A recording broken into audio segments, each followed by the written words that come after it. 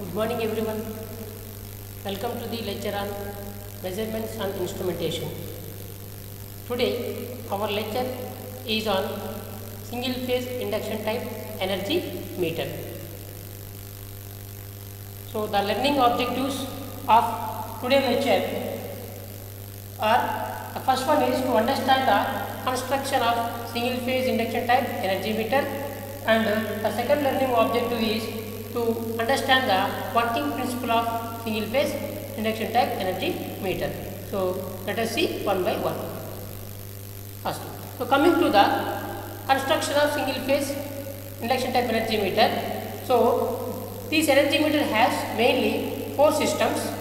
So first one is driving system, moving system, braking system, and registration system. So which is also called as a counting mechanism.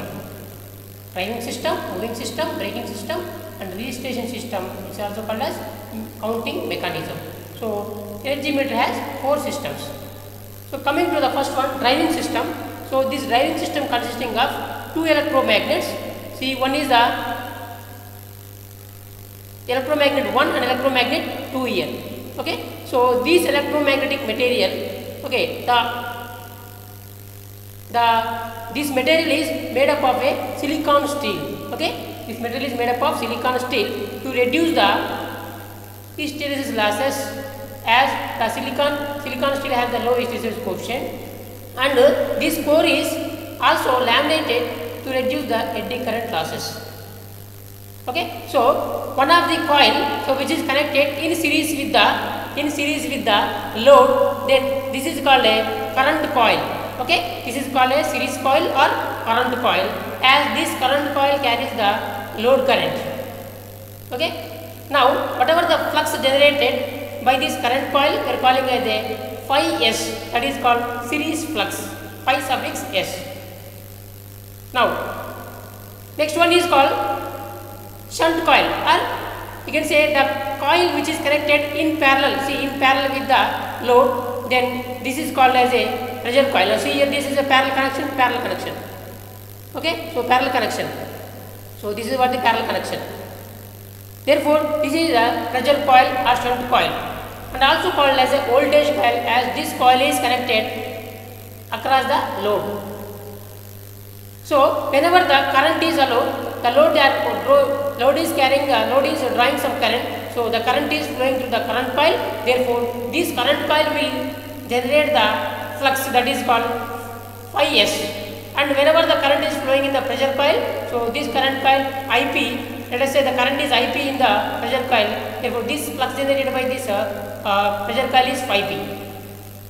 So once the flux phi p and IP induced, so this flux linking with the aluminum disc.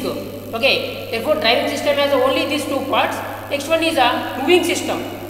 Okay, this moving system consisting of the aluminum disc, so which is rotated along with attached to the spindle. Next one is a braking system. Okay, a third one is a braking system. So braking system here consisting of a permanent magnet, so which is called braking magnet. So to stop this aluminum disc rotation, so we are going to use this permanent magnet to generate the braking torque. Next one is called as a registration system. Okay, registration system. So this registration system will count the number of revolutions made by this aluminum disc. So these are the four main systems. So coming to the working principle. So whenever the current is flowing in the current coil or series coil, so the flux is generated, that is a phi suffix s, and the current is flowing in the pressure coil, the flux generated, that is a phi suffix p. So this flux not only links with this flux also links with the aluminum disc, and this series flux also linking with the aluminum disc. So once the pressure coil flux linking with the aluminum disc, the EMF is induced in the aluminum disc, that is called E suffix small es, that is this EMF is a eddy EMF due to the pressure coil flux.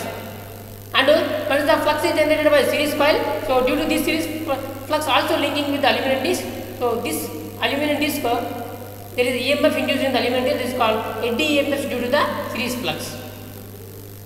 So due to this eddy EMFs, there is eddy currents flowing in the aluminum disc. So due to the eddy current flowing in the aluminum disc, due to the series flux and eddy currents flowing between the eddy current flows in the aluminum disc due to the pressure coil flux. So the interaction of the pressure coil flux and the eddy currents due to the series coil flux will generate the torque, and due to the series coil flux and the eddy current due to the pressure coil flux, then torque is generated.